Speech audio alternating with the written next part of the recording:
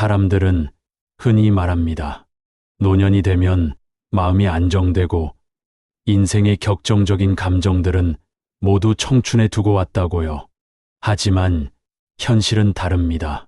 조용한 미소 뒤에 감춰진 외로움, 함께 있어도 느껴지는 공허함, 그리고 지나간 세월에 대한 아쉬움이 겹치면서 누구도 예상치 못했던 관계가 시작되곤 합니다.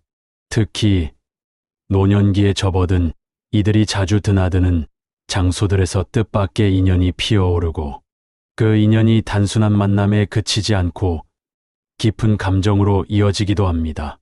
등산이 제일 위험하지 않나요? 하고 묻는 분들이 많습니다. 물론 산에서의 만남도 많지만 실제로 노년, 불륜이 가장 많이 일어나는 장소는 따로 있습니다. 오늘 영상에서는 노후에 불륜이 가장 많이 일어나는 5가지 장소를 하나씩 소개해드리고자 합니다. 단순한 추측이 아닌 실제 연구 결과와 사례를 통해 알아보고 왜 그런 일이 일어나는지 심리적인 배경까지 풀어드릴 예정입니다. 이야기를 들으시면서 그럴 수도 있겠구나라는 생각이 드실 수도 있고 혹은 주변 지인 중 떠오르는 사람이 있을지도 모릅니다. 혹시 여러분 주변에서도 이런 장소들에서 평소와 다른 행동을 보이는 사람이 있다면 이번 영상이 그 단서를 알려줄지도 모릅니다. 자, 이제 첫 번째 장소부터 시작하겠습니다. 1점. 노인복지관 내 댄스 교실. 노인복지관이라는 단어를 들으면 대부분의 사람들은 조용하고 평화로운 공간을 떠올립니다. 건강강좌를 듣고 바둑이나 장기를 두며 점심시간에는 함께 밥을 먹고 이야기꽃을 피우는 모습 말입니다. 하지만 그 안에서도 조금은 다른 분위기를 가진 공간이 있습니다. 바로 댄스 교실입니다. 이곳은 단순한 여가 공간이 아니라 오랜 세월 억눌러왔던 감정들이 해방되는 장이기도 합니다. 이유는 간단합니다. 음악, 움직임, 그리고 신체 접촉. 이 3가지가 동시에 일어나는 공간은 노년기에는 흔치 않습니다. 대부분의 노인들이 겪는 가장 큰 감정 중 하나는 스킨십의 단절입니다. 배우자와의 관계가 소원해지거나 사별한 경우, 누군가의 손을 잡거나 등을 스치는 단순한 접촉조차도 그리운 일이 됩니다. 댄스 교실은 이 모든 갈증을 해소해주는 곳입니다. 음악이 흐르고 짝을 이루어 스텝을 맞추며 함께 호흡을 맞추는 그 순간, 사람들은 어느새 자신이 나이 든 몸을 가진 노인이 아니라 다시 청춘의 한복판에 선 듯한 착각에 빠지게 됩니다. 서울시복지재단이 2022년에 발표한 보고서에 따르면 서울 내 노인복지관 10곳에서 운영하는 댄스 교실을 대상으로 설문조사를 진행한 결과 참여자의 약 18%가 짝을 통해 친밀한 관계로 발전한 경험이 있다고 응답했습니다. 이 중 6%는 가정 외의 새로운 감정에 휘말린 적이 있다고 솔직하게 털어놨습니다. 단순한 취미 생활을 넘어선 감정의 이동이 분명히 존재하고 있었던 것입니다. 더욱이 이런 감정은 단순한 외로움 때문만은 아닙니다. 댄스라는 활동 자체가 가진 요소가 무의식 중에 사람의 감정을 자극합니다. 스텝을 맞추기 위해 서로의 눈을 바라보고 리듬을 함께 타기 위해 손을 맞잡고 실수할 때마다 웃음을 터뜨리며 인간적인 친밀감이 쌓입니다. 이런 상황이 반복되면 상대방이 단순한 댄스 파트너에서 인생의 대화, 상대로 바뀌는 데는 그리 오랜 시간이 걸리지 않습니다. 실제로 대전의 한 복지관에서 3년째 댄스 교실을 다니고 있는 69세 여성은 다음과 같은 경험을 했습니다. 그녀는 남편과의 관계가 10년 넘게 거의 단절된 상태였습니다. 대화도 없고 식사도 따로 했습니다. 처음엔 외로움을 달래기 위해 댄스를 시작했지만 시간이 지나면서 자주 짝을 맞추는 71세 남성과 점점 가까워졌다고 합니다. 처음에는 음악 얘기, 건강 얘기를 하다 나중에는 가족 얘기까지 자연스럽게 나누게 되었고, 어느 순간부터 서로를 기다리는 시간이 늘어났습니다. 그녀는 말합니다. 그분하고 춤추는 날은 하루 종일 기분이 좋았어요. 무슨 말인지 모르겠지만 그냥 살아있는 느낌이 들었어요. 댄스는 사람의 본능을 자극하는 행위입니다. 특히 파트너와 호흡을 맞추는 라틴 댄스나 짝을 이뤄 움직이는 사교 댄스에서는 스킨십이 기본이기 때문에 감정이 자연스럽게 흐르게 됩니다. 이러한 환경에서 이성 간의 경계는 점점 흐려지고 상대방이 좋은 사람에서 그리운 사람으로 바뀌는 데는 긴 시간이 필요하지 않습니다. 물론 모든 댄스 교실이 불륜의 온상이라는 뜻은 아닙니다. 대다수의 어르신들은 건강을 위해, 친구를 사귀기 위해 댄스를 선택합니다. 하지만 문제는 감정이 생긴 이후에 이를 통제할 수 없을 만큼 외로움이 깊을 때입니다. 특히 상대방이 자기 이야기를 들어주고 손을 잡아주고 미소 지어주기까지 한다면 그 감정은 점점 더 커지게 됩니다. 70대 후반의 한 남성은 인터뷰에서 이렇게 말했습니다. 처음엔 그냥 춤이 좋아서 간 거였어요. 근데 자꾸 그 사람만 보게 되더라고요. 나중엔 춤보다 그 사람 보러 가는 게 됐어요. 이 남성은 결국 가정에서 갈등을 겪게 되었고 복지관 출입을 줄이게 되었습니다. 그의 말에 따르면 그 상대는 자기를 이해해주는 유일한 사람 같았다고 했습니다. 이처럼 댄스 교실은 단순한 공간이 아니라 삶의 갈증을 해소할 수 있는 유일한 창구로 느껴지기 때문에 그곳에서의 감정은 더욱 깊어지고 복잡해질 수밖에 없습니다. 이제 다음 장소로 넘어가겠습니다. 다음은 불륜이 가장 많이 일어난다고 알려진 두 번째 공간, 바로 지역 성인대학 교양 강좌 교실입니다. 이곳 역시 단순한 공부의 공간이 아닌 제2의 인생을 준비하며 사람과 감정이 얽히는 특별한 장소입니다. 2점, 지역 성인대학 교양 강좌 교실. 많은 이들이 퇴직 후의 삶을 풍요롭게 보내기 위해 성인대학에 등록합니다. 역사, 문학, 철학, 인문학, 음악 감상 등 다양한 교양 강좌를 들으며 배움의 즐거움을 되찾고자 하는 노년층이 늘고 있습니다. 그런데 이 배움의 공간에서도 예상치 못한 감정의 불씨가 타오르기 시작합니다. 공부를 하려는 열정이 오히려 새로운 인간관계와 감정의 씨앗이 되어버리는 겁니다. 이 교실의 특성은 독특합니다. 먼저 공통의 관심사가 분명합니다. 역사, 수업에 모인 사람들은 역사에, 시 수업에 모인 사람들은 감성적인 표현에 관심이 많습니다. 그리고 무엇보다도 수업 이후 이어지는 소모임과 뒤풀이가 매우 활성화되어 있다는 점이 특징입니다. 배우는 시간보다 끝나고 함께 나누는 커피 한 잔의 시간이 훨씬 더 친밀한 유대감을 만들어냅니다. 전남대학교 평생교육원에서 진행된 한 연구에서는 성인대학 수강생 312명을 대상으로 설문조사를 실시한 결과 약 22%가 강좌 수강 중 정기적으로 교류하는 이성과 감정적으로 가까워진 경험이 있다고 응답했습니다. 이 중 8%는 수업 외에 사적인 만남을 지속하고 있다고 답했으며 연구자는 이 수치를 사회적 교류를 넘어선 사적 감정의 흐름으로 해석했습니다. 왜 이런 일이 일어날까요? 이유는 간단합니다. 배움을 공유한다는 것은 단순히 지식을 나누는 것이 아니라 사고방식을 공유하는 일입니다. 같은 책을 읽고 같은 강의를 들으며 느낀 감상을 나누다 보면 상대방의 생각의 깊이나 감수성을 자연스럽게 접하게 됩니다. 이러한 과정에서 비슷한 사람이라는 동질감이 강하게 형성되고 이 감정은 곧 내가 이해받고 있다는 착각으로 이어집니다.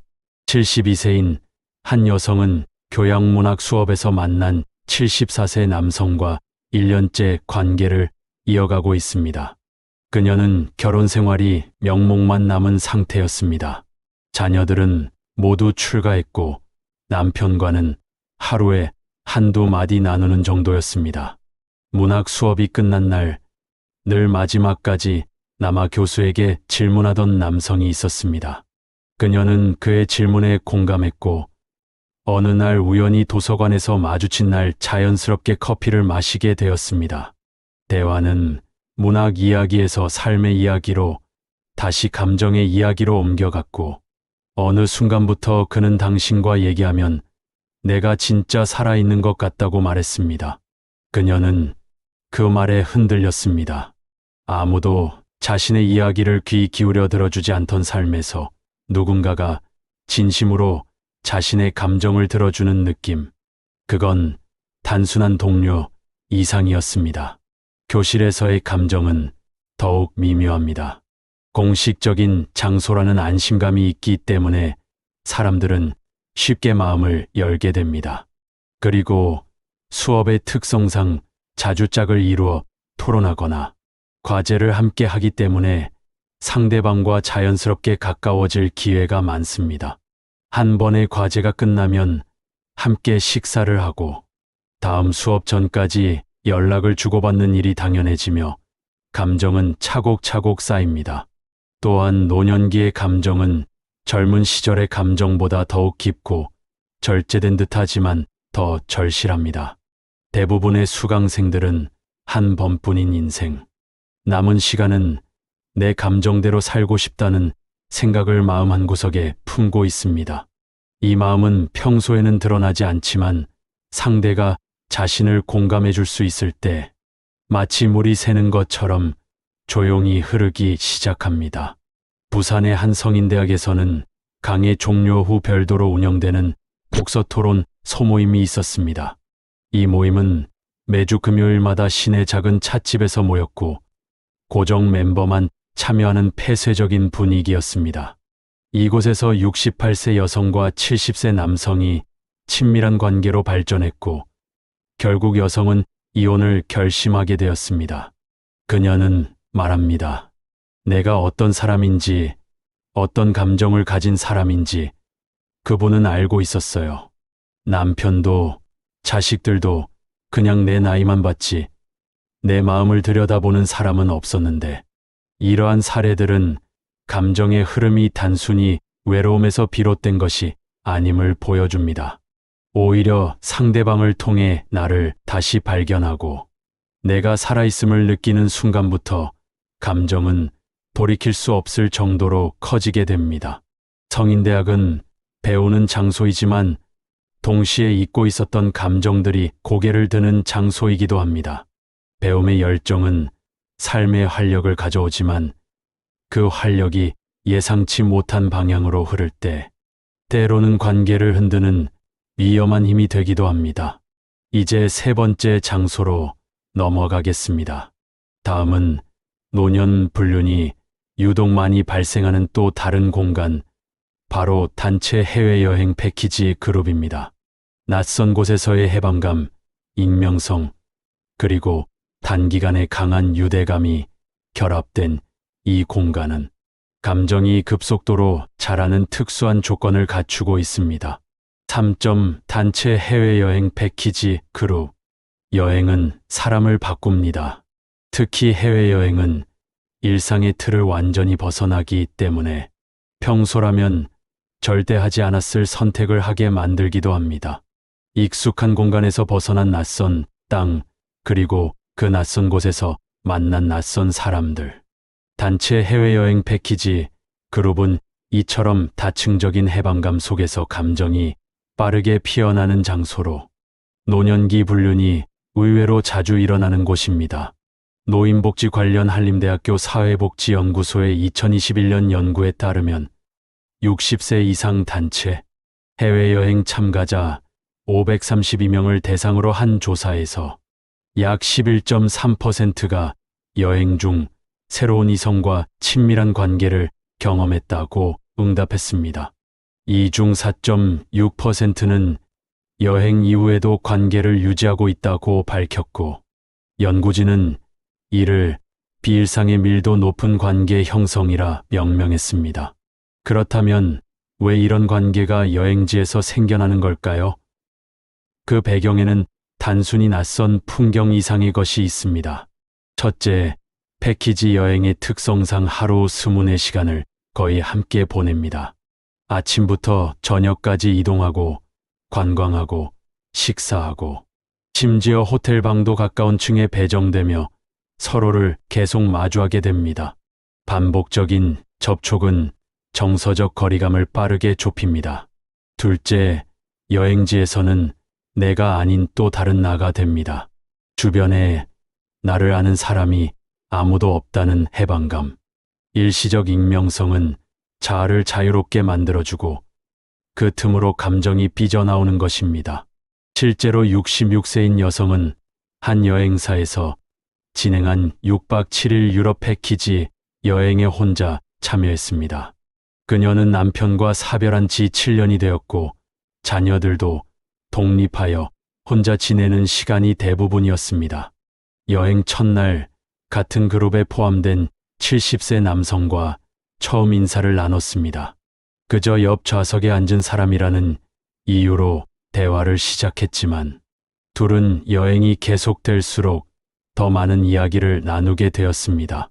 두 사람은 모두 혼자였고 비슷한 나이였으며 가족과의 소통이 거의 없다는 공통점이 있었습니다. 셋째 날 파리 시내 관광 중에는 자연스럽게 두 사람이 함께 다니게 되었고 다섯째 날에는 저녁 식사 후 호텔 근처에서 산책을 나섰습니다. 그날 밤 그녀는 방에 돌아와 이렇게 기록했습니다. 처음으로 누군가와 조용히 길을 걸으며 나란히 숨을 쉬는 느낌을 다시 느꼈다. 여행지에서의 감정은 특히 더 강렬합니다. 평소보다 감정이 예민해지고 감각이 민감해지며 사소한 배려도 크게 와닿게 됩니다. 함께 경치를 바라보거나 사진을 찍어주거나 짐을 들어주는 사소한 행동이 마음을 크게 움직입니다. 익숙한 일상 속에서는 무심코 지나칠 수 있는 일이 낯선 여행지에서는 특별한 의미로 다가오기 때문입니다. 게다가 여행에서는 일회성이라는 전제가 있기 때문에 평소보다 훨씬 솔직해집니다. 감정을 숨기지 않고 드러내는 경우가 많고 상대의 사연이나 감정도 쉽게 공유하게 됩니다.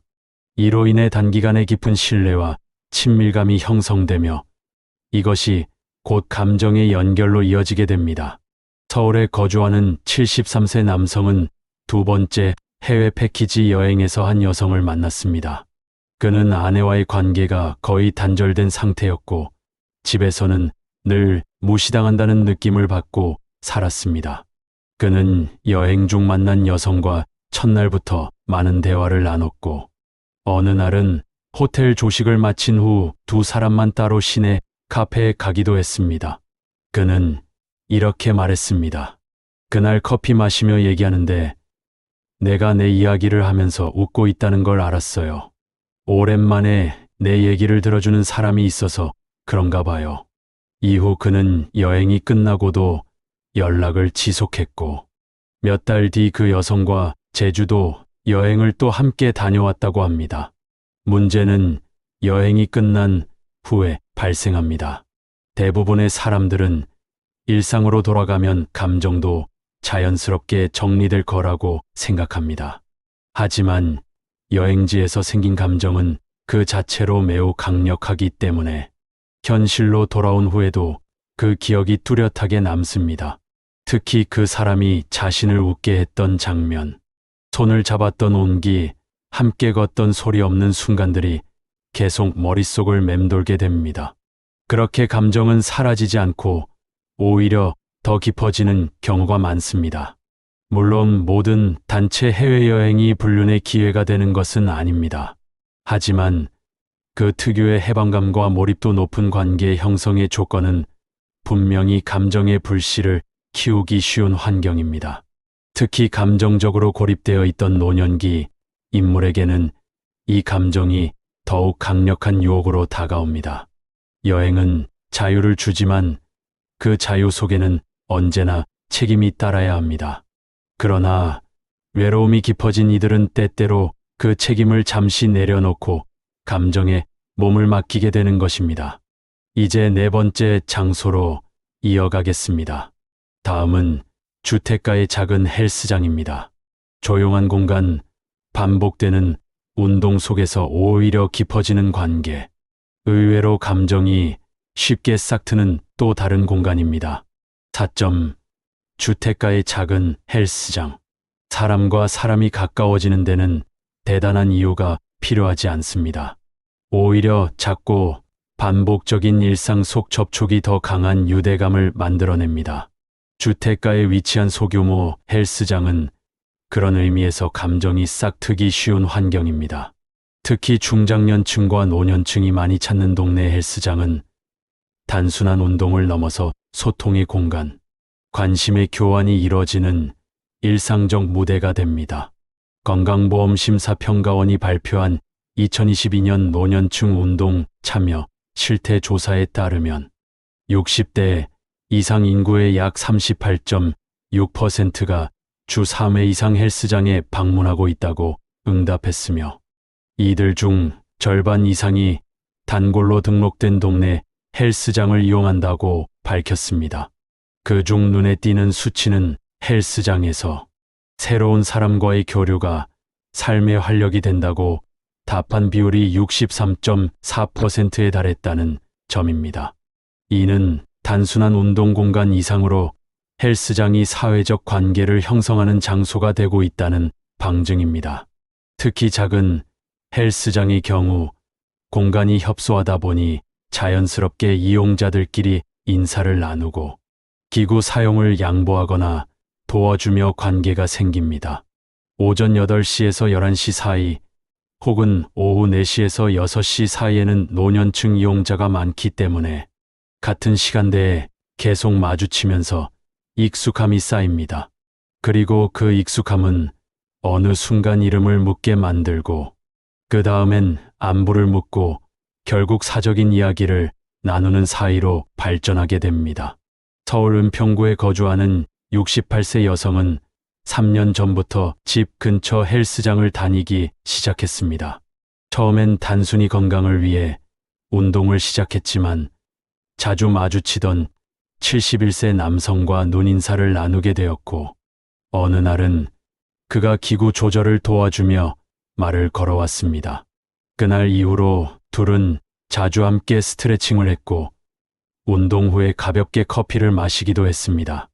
여성이 기억하는 가장 인상 깊은 순간은 팔 운동을 마치고 벤치에 앉아 쉬던 중 그가 자신의 무릎을 보며 이렇게 말했을 때였습니다. 무릎이 조금 부어있네요. 어제 많이 걸으셨어요? 그 말 한마디에 눈물이 핑 돌았다고 합니다. 누군가 자신의 몸 상태를 자세히 살펴주고 걱정해주는 느낌은 몇 년 만에 느껴보는 따뜻함이었다고 말합니다. 이처럼 헬스장 안에서의 교류는 사소하지만 진한 정서적 연결을 만들어냅니다. 그 사람이 사용하는 러닝머신 번호를 알게 되고 어떤 요일에 오고 몇 시에 퇴근하는지도 점점 파악하게 됩니다. 의도하지 않았지만 어느새 그 사람의 리듬이 내 생활의 일부가 되어버리는 것입니다. 정해진 장소에서 정해진 시간에 계속 마주치는 존재는 어느 순간 나도 모르게 익숙한 존재감으로 자리 잡습니다. 경기도 수원의 한 헬스장 관장은 다음과 같이 말합니다.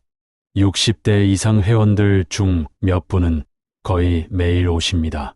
그런데 혼자 오시는 분들이 다른 회원들과 운동 파트너가 되기도 하고 끝나고 근처 카페에 함께 가는 모습을 종종 봐요.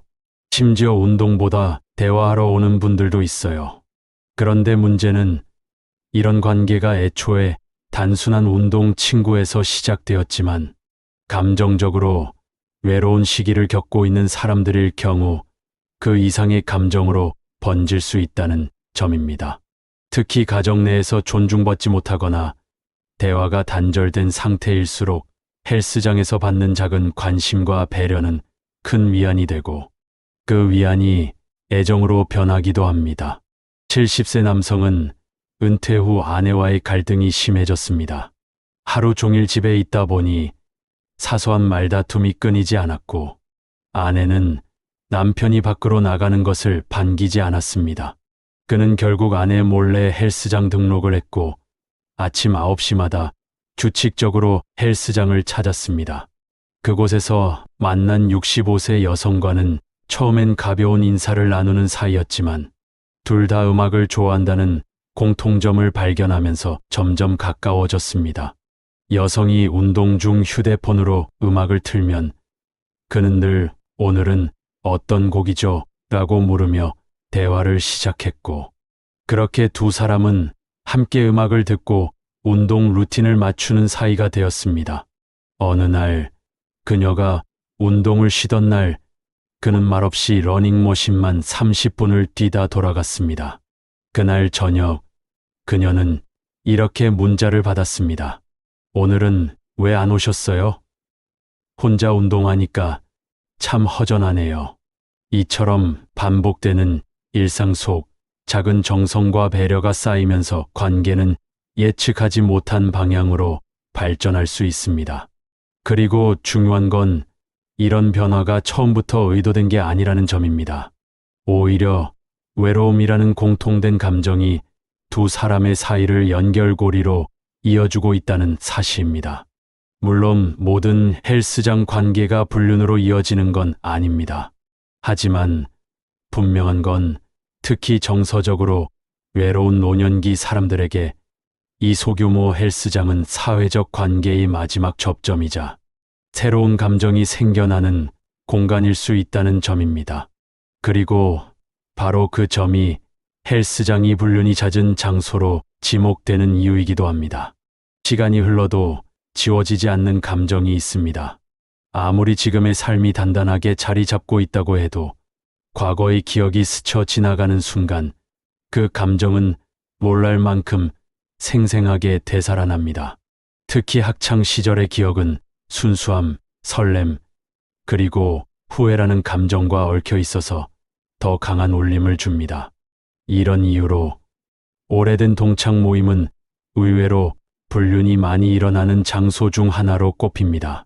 2021년 발표된 한 사회심리 연구에 따르면 50대 이상 중장년층이 참여한 동창 모임에서 17.3%가량이 이성 친구와 정기적인 연락을 주고받고 있다고 응답했고 그중 절반 이상은 결혼한 상태였습니다. 심지어 6.2%는 예전의 감정이 다시 생겨났다고 답했으며 그 감정이 지금의 결혼 생활에 영향을 주었다는 응답도 확인되었습니다. 연구팀은 이를 두고 기억의 미화작용과 현재의 감정적 공허함이 맞물릴 때 과거는 현재보다 더 이상적으로 느껴질 수 있다고 분석했습니다. 동창 모임은 대부분 10년, 20년이 지나 다시 만나게 됩니다. 그때의 설렘은 단순히 그 사람 자체보다는 그 시절의 나에 대한 그리움에서 시작됩니다. 이 말은 그 사람이 특별해서라기보다 그 사람을 통해 자신이 빛났던 젊은 시절을 다시 떠올리고 싶은 심리가 작용한다는 뜻입니다. 바로 이 지점에서 감정은 방향을 잃기 시작합니다. 대전에서 살고 있는 64세 여성은 40년 만에 열린 고등학교 동창회에서 첫사랑을 다시 만났습니다. 고등학교 시절 둘은 짧지만 진한 감정을 나눴지만 졸업 후 각자의 길을 가면서 자연스럽게 연락이 끊겼습니다. 동창회 당일 그는 흰머리가 희끗한 그녀에게 다가와 반가운 얼굴로 말을 건넸고 둘은 술잔을 나누며 지난 날을 떠올렸습니다. 그땐 너랑 있으면 시간이 금방 갔었지. 라는 그의 한마디에 그녀는 심장이 쿵 내려앉는 듯한 느낌을 받았다고 합니다. 그녀는 이미 결혼 생활 30년 차였고 남편과는 형식적인 대화만 이어가던 상태였습니다. 그렇게 연락처를 주고받은 두 사람은 매주 문자와 전화를 나눴고 결국 몇 달 뒤 조용한 찻집에서 다시 마주 앉게 되었습니다. 그날 이후로 누군가 내 이야기를 진심으로 들어주는 느낌이 처음이었어요. 그녀는 그렇게 실제 살해 오래된 동창 모임에서 다시 만난 두 사람의 이야기. 64세인 김은자 씨는 충남 예산에서 조용히 살아가고 있었습니다.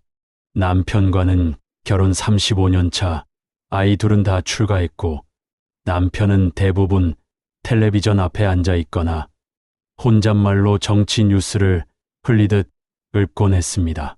식탁에 마주 앉아도 말은 한두 마디면 끝이었습니다. 밥은 먹었어. 국이 싱겁다. 애들은 잘 지내냐. 그런 말들. 그러던 어느 날 고등학교 동창 단톡방에서 동창회 소식이 올라왔습니다. 처음엔 무시하려다 문득 마음이 끌렸습니다. 그때 그 친구들 지금은 어떻게 살고 있을까? 모임 장소는 대전의 한 한정식 집이었습니다. 긴 머리와 주름이 얼굴마다 자리 잡았지만 그 속에 18살 시절의 얼굴이 어렴풋이 남아 있었습니다. 그렇게 은자 씨는 문을 열고 들어섰고 그 순간 누군가가 눈에 들어왔습니다. 회색 카디건을 걸치고 테이블 끝에 앉아 있는 남자. 그는 고등학교 때 같은 반이었던 박동훈 씨였습니다. 은자야? 어머, 동훈이니? 야, 너 하나도 안 변했다. 에이, 무슨 소리야. 나 눈가에 주름이 저 정도인데. 동훈 씨가 웃었습니다. 눈꼬리가 올라가며 깊은 주름이 생겼지만 은자 씨는 그 웃음이 여전히 따뜻하다는 걸 느꼈습니다. 그날 둘은 같은 테이블에 앉았고 음식보다 이야기가 더 풍성하게 오갔습니다. 기억나? 우리 체육대회 때 너 100m 달리기 1등 한 거. 기억나지? 근데 그날 너랑 싸워서 일부러 널 피했던 것도 기억나. 그래? 너 그날 나 안 쳐다보길래 삐진 줄 알았지. 삐졌지. 내가 얼마나 서운했는데. 둘은 웃었습니다.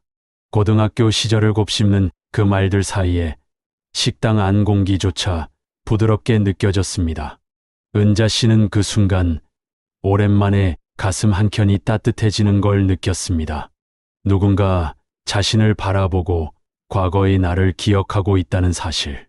그건 오래된 남편과는 너무 다른 감각이었습니다. 모임이 끝난 후 동훈 씨가 조심스럽게 물었습니다. 혹시 연락처 줘도 돼? 응, 그래. 오랜만에 연락 닿았는데 다시 끊기긴 아쉽잖아. 그날 밤 은자 씨는 오랜만에 문자 메시지를 기다렸습니다. 그리고 그 기대는 밤 9시 42분 진동과 함께 도착한 한 문장으로 채워졌습니다. 은자야, 오늘 너 보니까 옛날 감정들이 다시 올라오더라. 오늘 정말 반가웠다. 손끝이 떨렸습니다. 마음이 흔들리는 걸 느꼈습니다. 이게 설렘인가? 내가 지금 이런 감정을 느껴도 되는 걸까? 며칠 뒤 둘은 대전의 한 찻집에서 다시 만났습니다. 그날 은자 씨는 처음으로 남편 몰래 거울 앞에서 화장을 했습니다. 바른 적 없는 립스틱을 꺼내 들고 주름 사이사이를 조심스레 채워 넣었습니다. 찻집 문을 열자 동훈 씨가 미소를 지으며 자리에서 일어났습니다. 오늘따라 더 젊어 보인다. 은자야, 그러지 마. 나 요즘 립스틱도 안 바르는데 괜히 쑥스럽게. 나는 그때도 너 예쁘다고 생각했어. 지금도 그 마음 변함없어. 말 한마디가 숨결처럼 가슴 속에 스며들었습니다. 은자 씨는 손을 조심스레 찻잔에 올렸지만 이미 손끝에 힘이 들어가 있었습니다.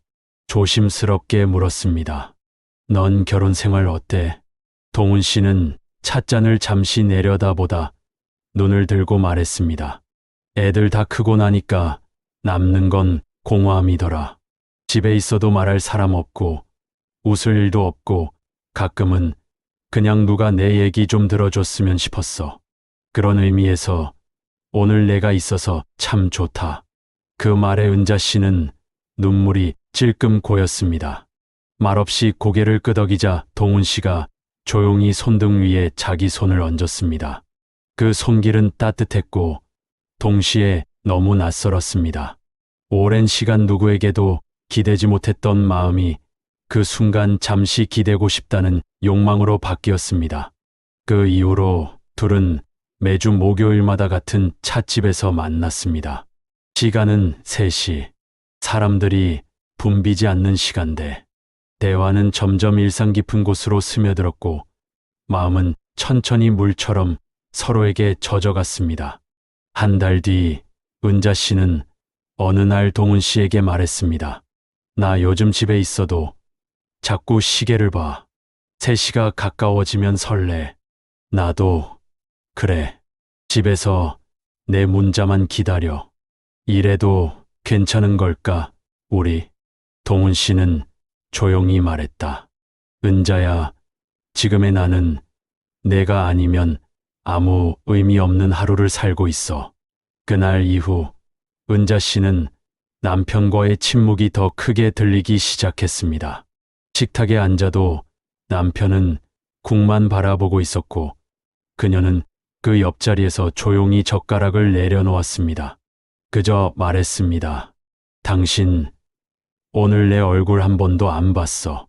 남편은 당황하며 말했다. 뭘 갑자기 무슨 일이야? 하지만 이미 그녀는 답을 알고 있었습니다. 그 집에는 아무도 그녀를 바라봐 주지 않았다는 것. 그리고 지금 누군가는 그녀의 표정, 말투, 심지어 문자 속의 쉼표까지 기억해 준다는 것. 불륜은 때론 이런 조용한 시작으로 다가옵니다. 누구도 지금부터 불륜을 저지르겠다고 다짐하진 않습니다. 그저 위로받고 싶고 이야기하고 싶고 존재를 확인받고 싶었던 순간에 누군가가 다정한 눈빛으로 고개를 끄덕였을 뿐입니다. 하지만 그 고개 끄덕임은 때로 한 사람의 일상을 송두리째 흔드는 바람이 되기도 합니다.